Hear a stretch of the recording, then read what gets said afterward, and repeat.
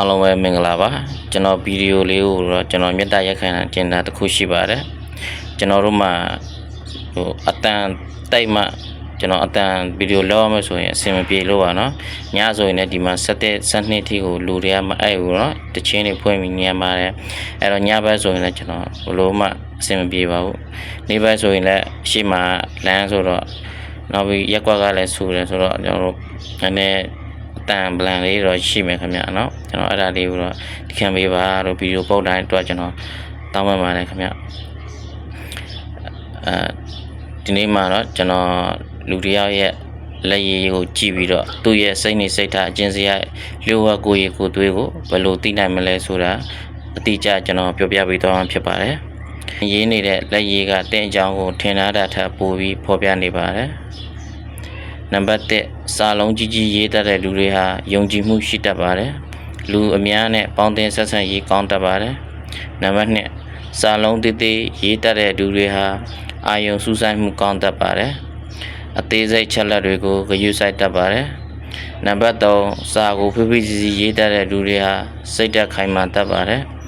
ဆုံးဖြတ်ချက်ချပြီးရင်နောက်မဆုတ်တတ်ပါဘူးနံပါတ်4စာကိုပေါ့ပေါ့ပါရေးတတ်တဲ့လူတွေဟာစိတ်နူးညံ့တတ်ပါတယ်အေးဆေးဆေးနေတတ်ပါတယ်နံပါတ်5စာလုံးတွေညီညီညာညာရေးတတ်တဲ့လူတွေဟာစီကံရှိတတ်ပါတယ်အလုံးလောက်ရမှစနစ်တကျလုပ်တတ်ပါတယ်နံပါတ်6စာလုံးတွေစောင်းပြီးရေးတတ်တဲ့လူတွေဟာခံစားချက်ပြင်းထန်တတ်ပါတယ်လူတွေနဲ့ရင်းရင်းနှီးနှီးနေပေါင်းတင်တတ်ပါတယ်နံပါတ်9စာလုံးတွေခေါ်ခွာရေးတတ်တဲ့လူတွေဟာလွတ်လပ်မှုကိုကြိုက်တတ်ပါတယ်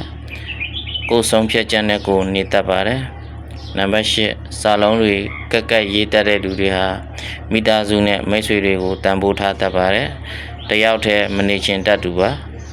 နံပါတ်9လက်မှတ်ကိုကြီးကြီးထိုးတတ်တဲ့လူတွေဟာရည်မှန်းချက်ကြီးတတ်ပါတယ်အောင်မြင်ခြင်းစိတ်ပြင်းထန်တတ်ပါတယ်နံပါတ်10လက်မှတ်ကိုရိုးရိုးရှင်းရှင်းထိုးတတ်တဲ့လူတွေဟာရိုးသားတတ်ပါတယ်ဟန်ဆောင်မှုမကြိုက်တတ်ပါဘူးဒါကြောင့်လက်ရည်ဆိုတာစာရေးဖို့အတွက်တာမဟုတ်ပဲလူတစ်ယောက်ရဲ့စိတ်နေစိတ်ထားကိုပါဖော်ပြနေတဲ့မှန်တစ်ချက်လို့ဖြစ်နေပါတယ်အရင်တော့လက်ရည်ကိုကြည့်ပြီးတော့လူတွေရဲ့စိတ်ကိုမခံမှန်းတတ်ကြဘူးပေါ့နော်အခုတော့ကျွန်တော်ပြောပြလို့အကုန်လုံးသိသွားပြီပေါ့နော်မိတ်ဆွေကရောစာလုံးကြီးကြီးရေးတတ်လားစာလုံးသေးသေးရေးတတ်လားကွန်မန့်မှာရေးခဲ့ပေးပါဦးနော်အားလုံးကျေးဇူးအများကြီးတင်ပါတယ်